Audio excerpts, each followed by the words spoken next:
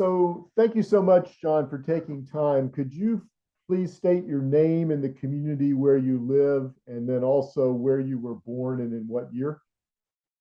Yeah, my name is John Lee Lovdokken. I live in Springfield, Oregon.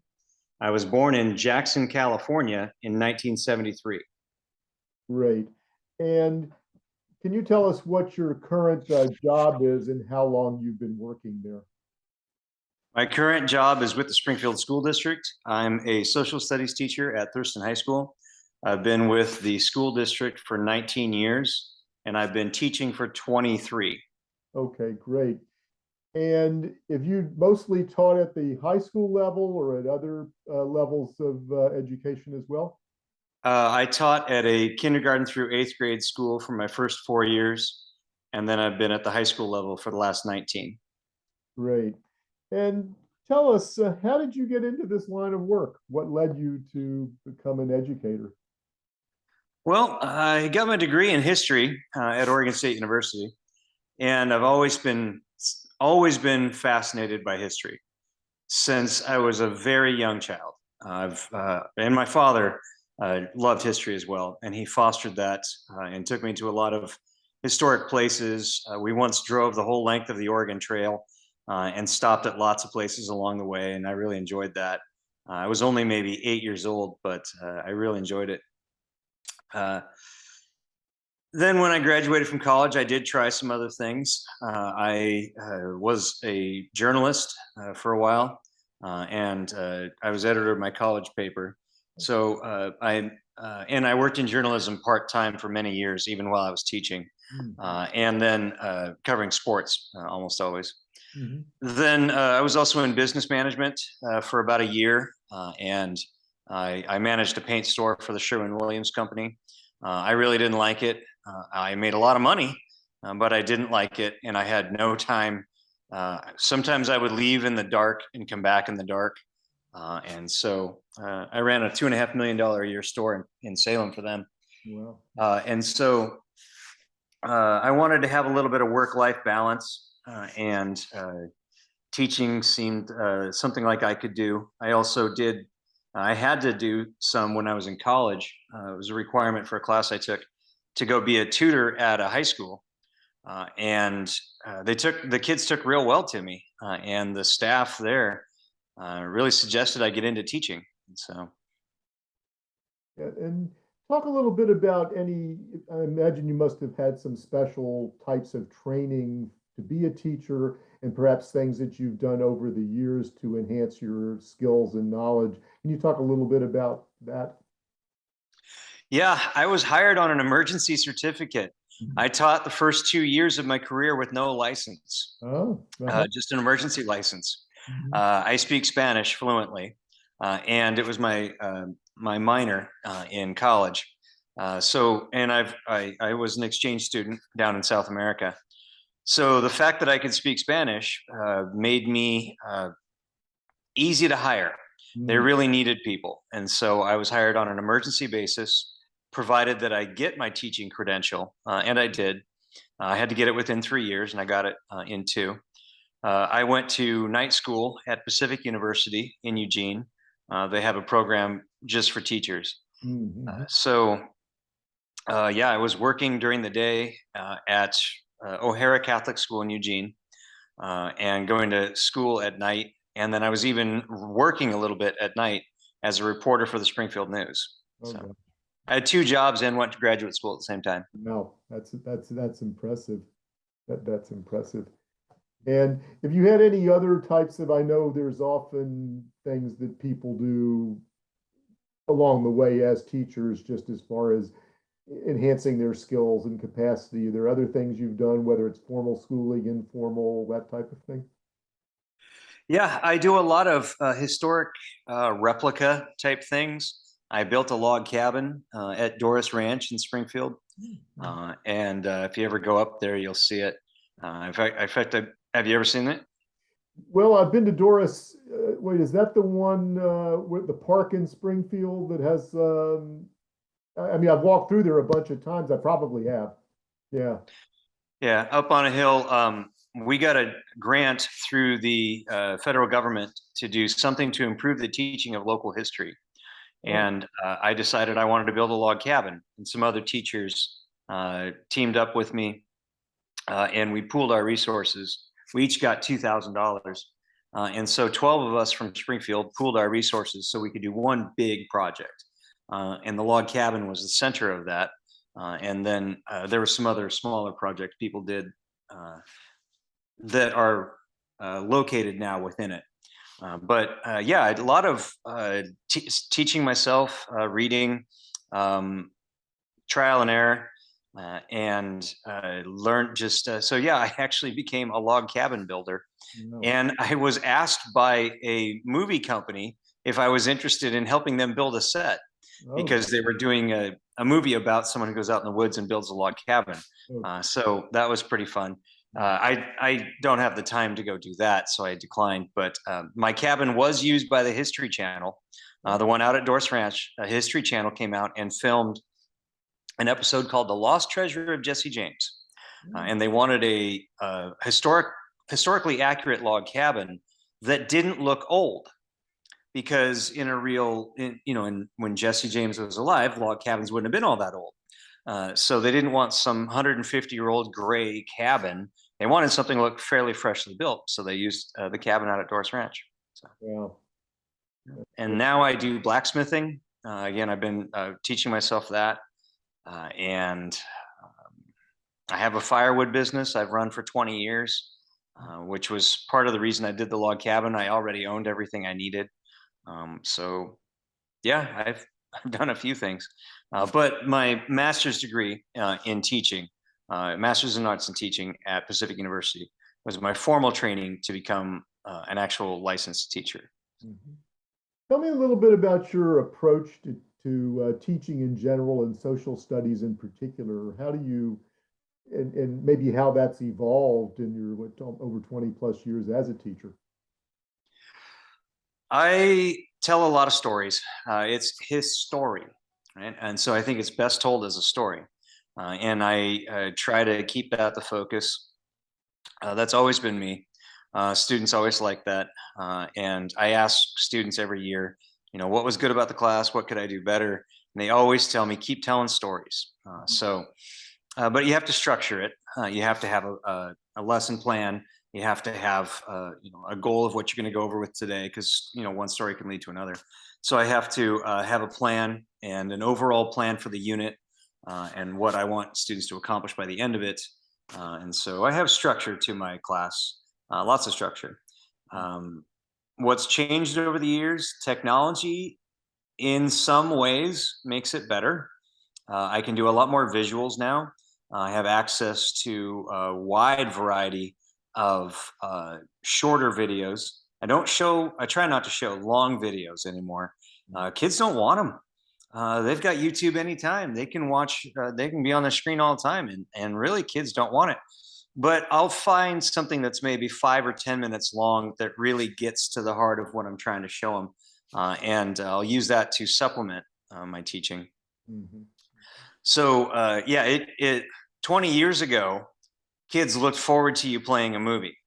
Now they groan when you're going to play like something like an hour-long movie, because they just don't want it. It's interesting. So. Yeah, I have the same experience. I use YouTube videos, but I try to make sure they're within a 8 to 10 minute range. Sometimes I go 15, 20 tops, but I share your take on that.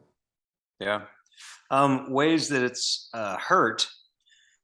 Sometimes students just assume they can get everything right off my Google Classroom and they don't have to show up.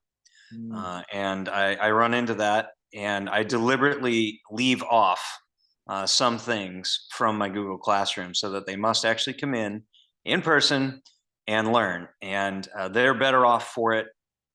I have to be flexible a little bit when someone's injured or they're sick or something out of the ordinary, but my class is an in-person class. It's not an online class. And I have gone back to more paper and pencil than anything else. And students are doing better, and they're participating more.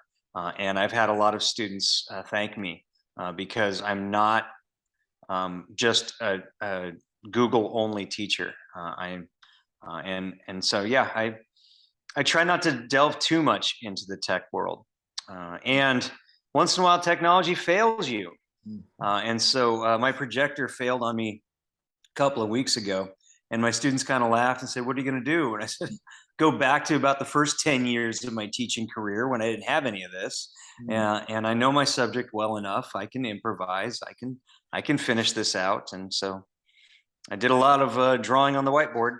So. Uh-huh. Yeah. And what areas or topics of social studies do you typically teach, John? Anything regarding U.S. history, whether it's government or 18, colonial era, 19th century Civil War era, 20th century U.S. history.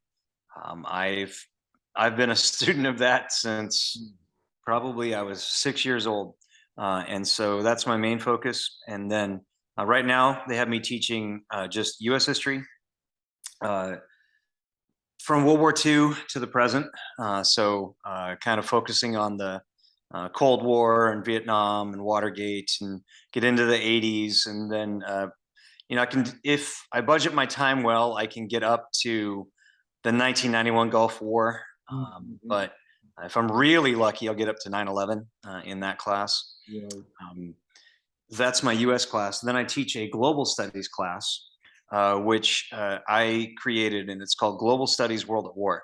And it's a studying history with a military emphasis, and really understanding how warfare has shaped the world. And for good or bad, it's one of the most powerful shaping things in all of our society. And I also teach a lot about 9/11, the events that led up to 9/11, then 9/11 itself, and then what's happened since 9/11, and how that has led to our conflicts in Afghanistan, Iraq, involvement in Syria, and about 8 other places in the Middle East where we have had varying degrees of military interaction, like Libya and whatnot. So yeah, U.S. history and then global history with a military emphasis. Yeah. And how much control do you have over curriculum as far as I gather there's at least some types of standards and prescriptions that come down either through the state or the school district. I'm just wondering how much autonomy or freedom do you have in terms of the types of materials you use or actually how you carry out your work? Quite a bit. I wouldn't say I have a total free reign, but for the most part, I do. They tell you what subjects you need to cover, what standards you have to make sure you cover, such as comprehension and data analysis, and it's really not too hard to cover those standards just by doing the things I do. I don't bend over backwards to try to teach to the standards. I teach what I really think needs to be taught, and I end up hitting the standards. So it's I have to say I have pretty reasonable latitude to cover things how I need to. I I dare say I know what I'm doing, Yeah. and I'm not going to let anybody tell me I don't know what I'm doing when it comes to teaching U.S. history. So I'm going to do it my way, and if they don't like it, they can fire me, and they're not going to fire me. So Yeah. now what has changed in the last couple of years is, to my great surprise, in the last couple of years, strict parameters on how you set up your grade book. Very strict parameters. I can no longer factor behavior into a grade, which is challenging on how to try to get 15-year-olds to see the need for doing their best at things. And so I had my son in class 3 years ago when he was a sophomore, before any of these changes, before COVID, before Google Classroom. And I said to him a couple of years ago, I said, I'm really glad you had my Global Studies World at War class in the good old days when I could really do it the way I thought I needed to. And he said, yeah, Dad, I'm glad I had that too, versus some of the modifications I've had to do. So. So can you talk a little, what are some of those modifications then? The main one is we cannot factor in behavior. And I used to give people what I call professionalism points. And it was 5 points a day. Simple. Show up on time. Show up. Show up on time. Participate at a reasonable degree. I understand they're teenagers. They're going to goof off a little bit, but by and large, do what you're supposed to do during class. Be respectful to others, and you'll get an A every day on that portion. Yeah, I can't do that now. So what I liked about it was it rewarded people who showed up and maybe didn't always do their best, but at least did a decent job on a regular basis. And they could see every day a reward for showing up. And I'm not allowed to grade on behavior anymore. So it's more based on tests and assignments. And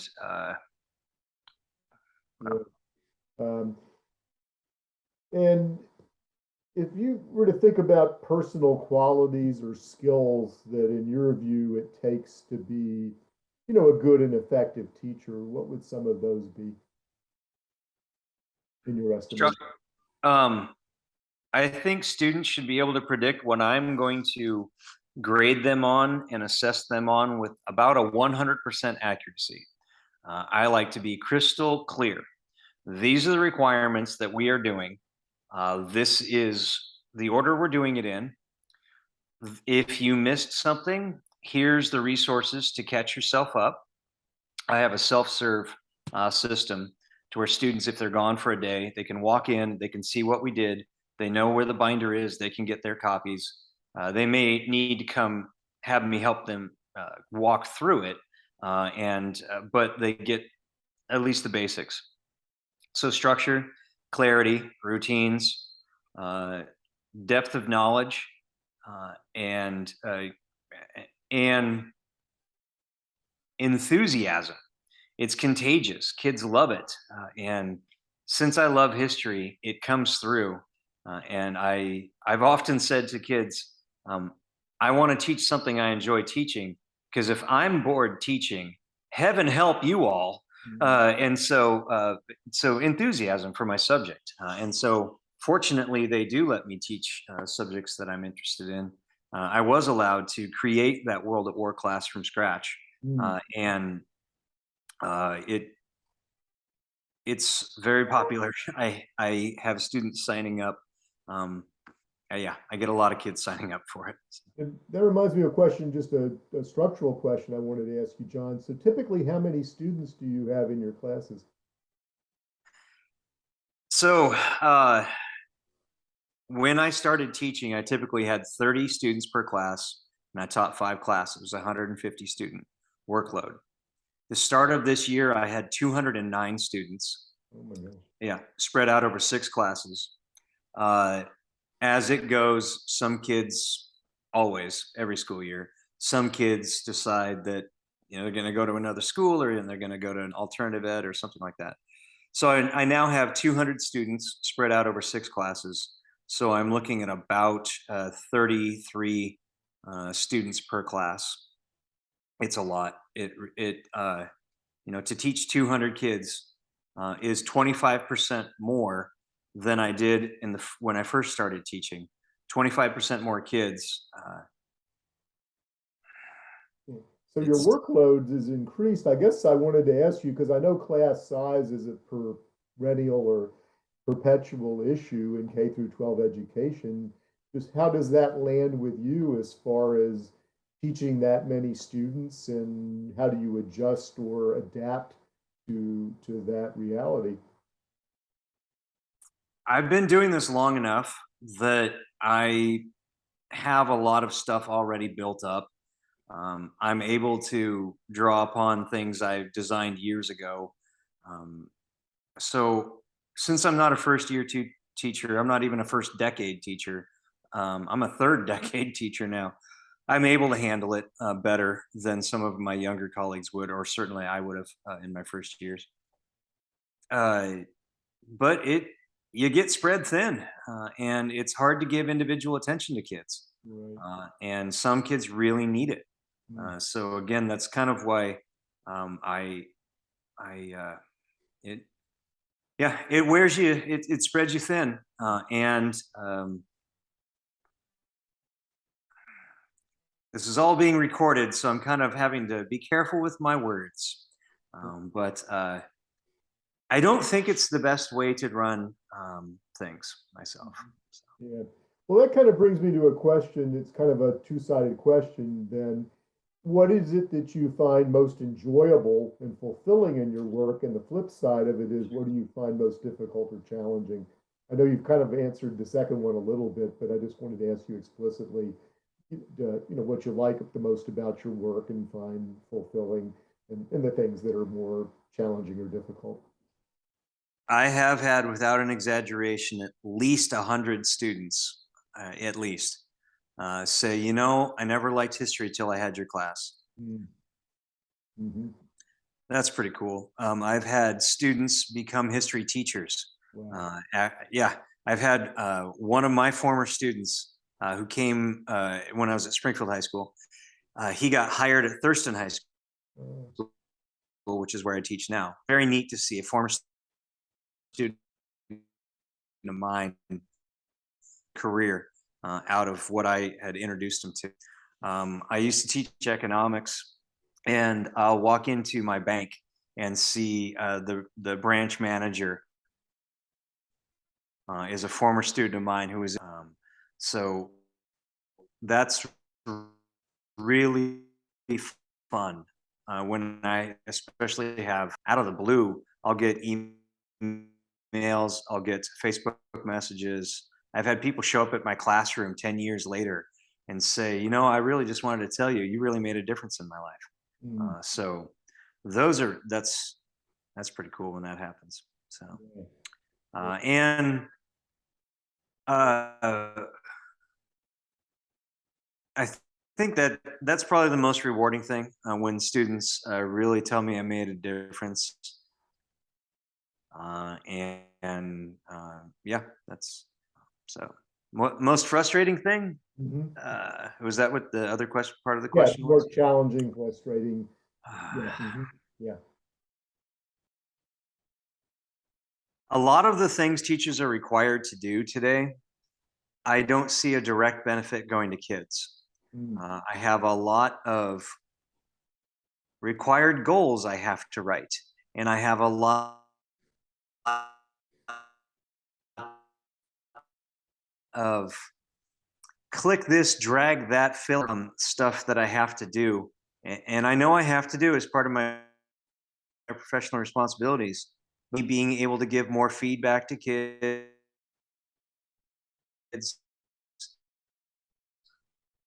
uh, get their grading done sooner, so it's more immediate. There's a lot of time taken by extra by I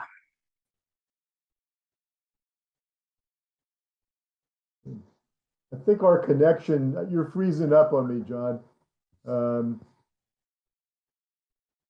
oh, let me stop. ancillary.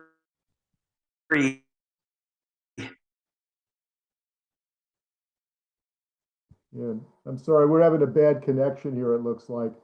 Can you hear me?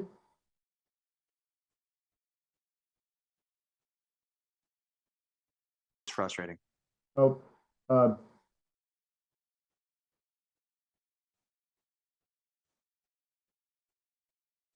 I think you're muted. yeah, sorry, my connections, the connection has been unstable the last couple of minutes. Can you hear me? Yeah, I can hear you. Okay, sorry, I just, you were in and out there for a second, but you were talking about some of the challenges as far as, it sounded like more paperwork, more requirements, more check the box types of things.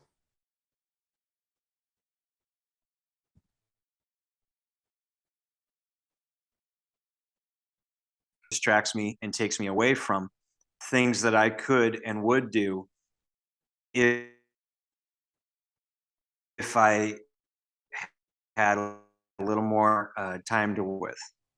So yeah, that can be very frustrating, and I voice that. Mm-hmm. Yeah.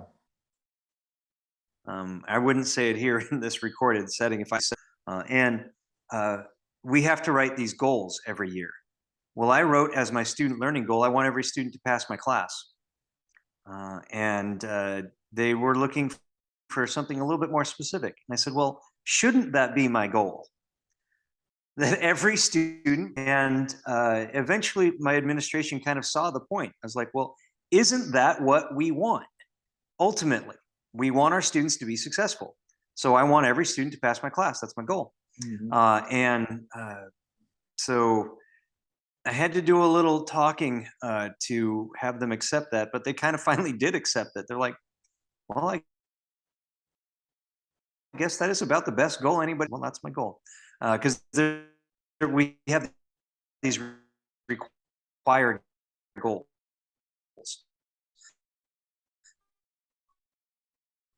Yeah, I'm sorry. Two student learning goal is to have less student class. That's so. You there? Yeah, I'm sorry. We're really cutting in and out. I don't know. Maybe if I stop my video, I don't know if that'll help. Can you hear me? I can hear you fine. Okay.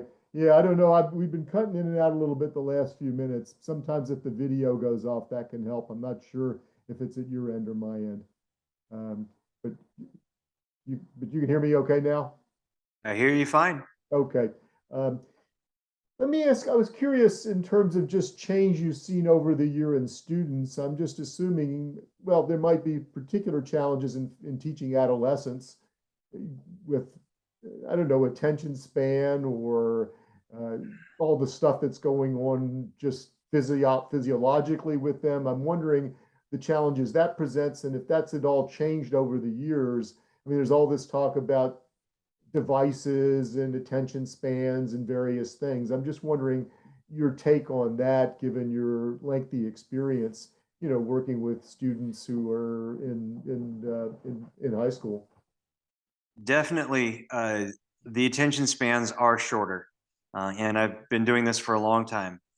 Uh, Also, kids socialize less with each other now, which has been a strange phenomenon. If I give students a little break during class, 95% of them within a couple of seconds whip out a phone and they're on their phone and they don't talk to their classmates. And I tell them, back in the old days, I used to talk to the people who sat next to me if we had a little chance to do so. And we got to know each other better. And so it's very interesting. With these devices, they help us be more connected. But in some ways, people are less connected. The rise of the suicide rate since the dawning of the iPhone is noticeable, and it's almost in line with when the iPhone came out, and it has grown in popularity. You can watch the rise in teenage and even adult suicide rate go up. So it's very disturbing. And that's one reason I've told students I'm going back to more pencil and paper. I need to get you off your screens, people. And it requires you to concentrate a little bit more. And sometimes you'll be collaborating with each other. Not everything's going to be online on purpose. And so, yeah, that has probably been the single biggest change since I started teaching is nearly every student having something to distract them. And sometimes they don't even want it to. But I had a student today, and he had his phone on silent, but it was vibrating. And it was during a test. And so it was really quiet. And I could hear it vibrate, and he ignored it. And then whoever was calling him called him back, and he ignored it. Third time, they called again, and he ignored it. The fourth time, even I wanted him to take the phone call by then. And he did, and he like quickly took it, stepped out, was like, I can't talk right now, and then he got off of it. And so that never used to be a problem. Yeah. And here he was, really trying to do his best on the test, but it was something that could distract him, and people felt like they could call him or text or whatever. So yeah, that's become a real problem. The COVID years were hard on kids. Mm-hmm. Last year, especially when we came back, universally as teachers, we were we most of us felt like we were teaching students who were at least one full year below maturity level, if not two Mm, full years below their maturity level. I had juniors behaving like freshmen, and uh, that is not as bad this year. I would say it's still there some, uh, but my juniors are behaving like sophomores, not freshmen. mm, Uh, but yeah, the COVID years were rough. The loss in structure was very noticeable. I've been aghast at times of some of the things my students don't know, um, that I really would expect juniors. And this most of my students are juniors, and I even told my students today. I was like, COVID did some damage to you, and I'm going to try to be firm and have standards and have follow through and have deadlines that mean something. And you're going to learn that you need to learn some accountability. There just wasn't much of that mm, during the COVID years, mm. and we need to bring it back for their own good. And Right. you know, for the most part, my kids kind of go, "Yeah, we actually can tell you're right." Mm, And you'll get a few that don't want to, but for the most part, um, they, they know deep down, yeah, it's they're behind. mm. Yeah. Now that's got to have been an incredibly stressful and difficult period for everybody. Mhm. Um, Yeah, and it was the lack of structure, the lack of content that we were able to go over in an online setting, uh, the uh, lack of somebody being right there, and also I'm kind of passionate when I teach and I get really into it. Uh, that's so much harder to convey that uh, over an internet connection, and covering anything controversial. Um, when I need to try to have a discussion, I couldn't do a decent class discussion over the internet. mhm, And I tried to cover some controversial things, but it's so much harder to do it uh, when you're not in the same room with each other. And three-quarters of the kids had their cameras turned off. oh, And then I couldn't read their facial expressions. yeah. I couldn't know when it was getting too tense and I needed to back it off a little bit. I could, in person, I can read the room. I can see someone's getting uncomfortable, then maybe we need to tone it down a little bit, or allow someone to step out and take a break or something. I couldn't do that when looking at little avatars Mhm, of 25 of my 30 kids, yeah. not even showing me facial expressions. It became extremely hard to cover anything much worth covering in a social studies program. And teaching during uh, the tumultuous years of politically that we've had in the last couple of years. Mhm, The January 6th riots and things like that, stuff I never thought I'd see in my life. yeah. And trying to talk about that with kids Yeah. over a Zoom call or a Google Meet was less than ideal. Yeah. No, that seems like a Sisyphean task at best. Um, I wanted to ask you a little bit about, I know that you have a union in your workplace, and I believe that you're active or involved in it. Oh So I yeah. wanted to ask you what it means to you to be represented by a union, particularly in an educational setting, and maybe if you could talk a little bit about the union's role in terms of your work and your sense of things. Yeah, my first job was at a private school and we did not have a union. And I saw some very good teachers hold a hard line that needed to be held, such as your child really should repeat this grade. That is not something any parent wants to hear, but it didn't involve me, but I had several colleagues who were very good teachers who made that point very clear to a couple of parents who didn't really like it. They were also major donors to the school, and the child was advanced, Mhm. and the teacher was fired. Ooh, I saw teachers lose their careers mm, because education is a very emotional business. It's and You're talking about people's kids. They're going to be emotional, and having tough conversations sometimes has to happen.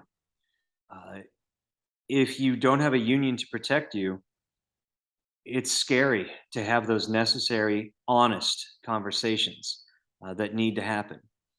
Yeah, I had friends at the job that did not, it was a private school, so no union. I had friends lose their jobs Mm, because they did what they needed to do. That honestly, I said to myself, if I was in their position, I'd do the same thing. They got on the wrong side of some power parents, and they were out the door. mm, And there was nothing that could be done about it. yeah, There was no union, in the education business, like I said, I worked in the Fortune 500 business world, where ultimately everybody wants to make a profit. And I would work with people sometimes I didn't even like because there was money to be made, and I mm, would set aside my differences and we would cooperate on that. Well, there isn't the money to be made in education. There isn't the overall goal of making a profit. The overall goal is to trying to educate kids, and people have very emotional reactions if you do something that needs to be done, if they don't like it. So, having the protection of a union is critical to have teachers do what needs to be done, because sometimes it's not in the best interest of a child if they are simply not ready for the next level of math despite all efforts. Then they need to repeat the math course mm, so that when they get to the next level of math, they can be successful at it. And that is just simply what needs to be done for the sake of their education. And You need to know that if you're doing what needs to be done, you will be protected. You won't lose your job for it. I think it's critical in education we have unions. mhm.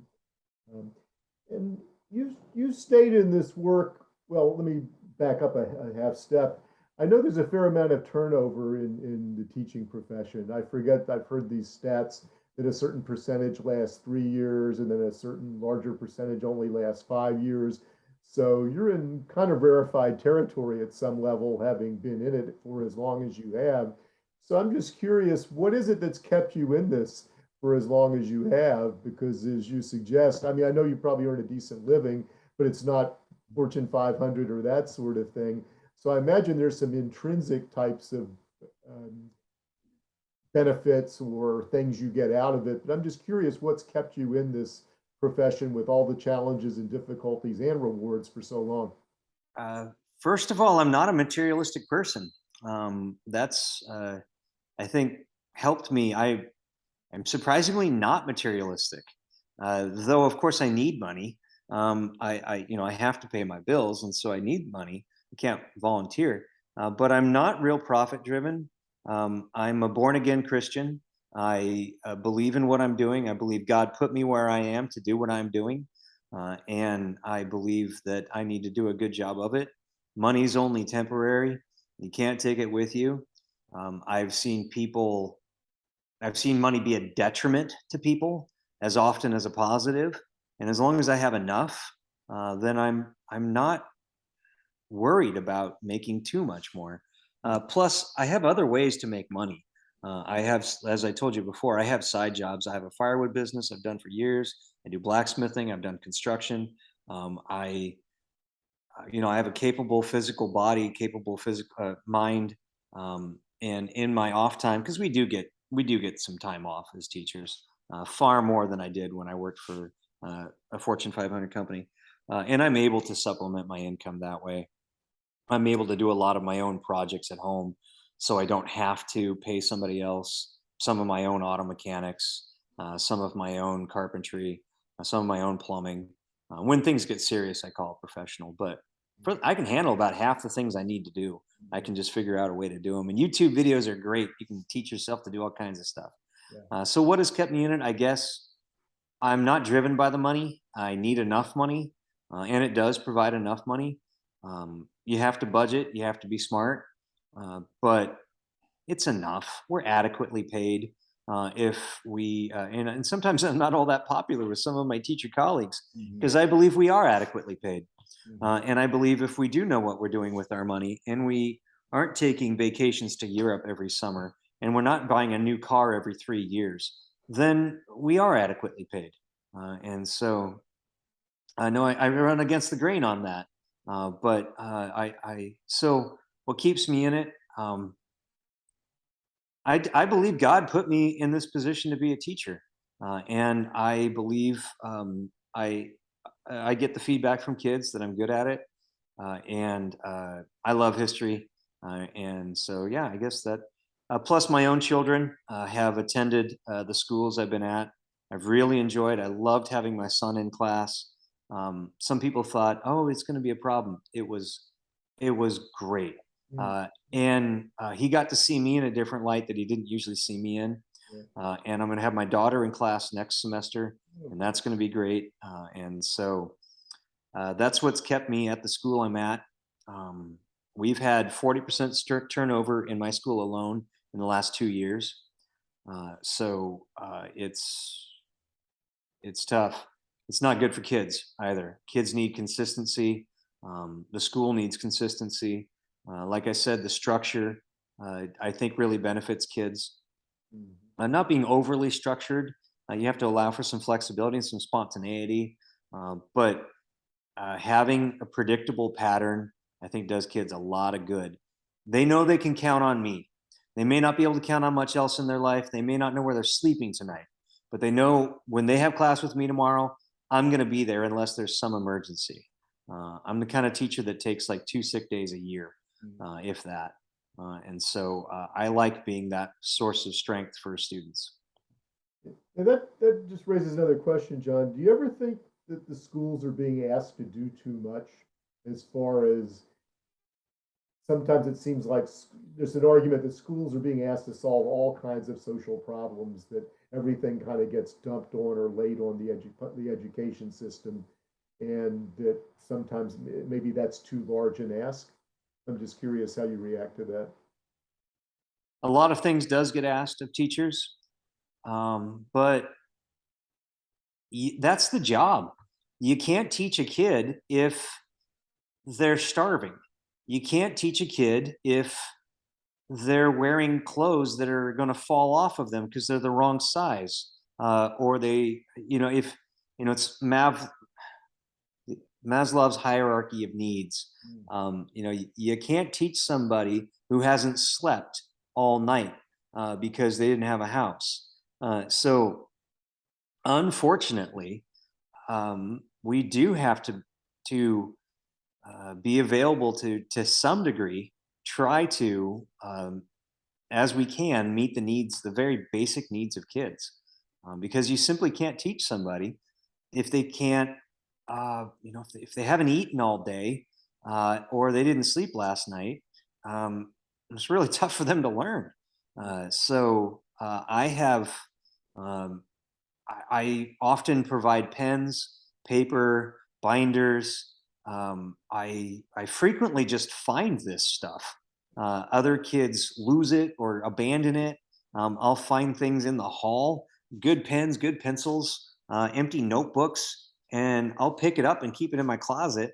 And when there's a student who's like, "I haven't got anything to write with," and I can kind of read into that no one's going to provide me, and my parents don't parent what hasn't been home in 3 days, which I've seen happen, yeah. and is never going to go buy me there something. Then I pull out something I literally pulled out of the garbage, that's a usable notebook and a pen, and I hand it to a kid, and I watch them go, "Wow, thank you," because now they can actually kind of participate. Yeah. And so, yeah, unfortunately, we can't solve all problems, but even if you make a little attempt, kids really know you care and Yeah. you're trying, and they'll listen to you more. I Mhm. learned this a long time ago. They don't care how much you know until they know how much you care. Mm, yeah, yeah. No, that I relate to that. Makes a lot of sense. So I've pretty much gone through my questions, John. I guess the last thing is just, are there any additional things you would like to say, or things we haven't covered, or any other reflections about your work or your career that you would like to share? Uh, I'm education has its ups and downs. For anyone getting into education because they think it's going to be an easy job, they're the ones who quit. They find out very quickly it is not an easy job. I really think that is at the heart of a lot of our teacher turnover rate, especially in the first couple of years. Mm, A whole bunch of people think it'll be easy. I'll only work till 3 o'clock. mm, I won't. I'll have summers off. mm, It'll be easy. It's not easy. mm, Not to do well. mm, Not to be a good teacher. It's not easy. mm, And those are the people I have seen not last. mm, And then there are people who are too sensitive. mhm, Emotionally, you get beat up doing this job. You can pour your heart and soul into something, you can do everything right and have people blame you because they're failing. I have that situation right now going on mm, with a student who is blaming me. And my response, I haven't said this to the student, but the blunt truth is, if you'd show up more than 1 day a week, mhm, maybe you'd be a little bit more qualified to criticize my teaching. mm, But I think the blunt truth is you're not showing up very much, and your effort isn't there. I'm trying very hard, and so you can feel beat up, and so you have to have some thick skin. You mm, have to remember these are kids. You're the adult. You have to be the mature one. You have to be the one who can start fresh every day, who can start with a clean slate every day, forgive and forget every day, because you're the adult, not them. And you have to be the adult.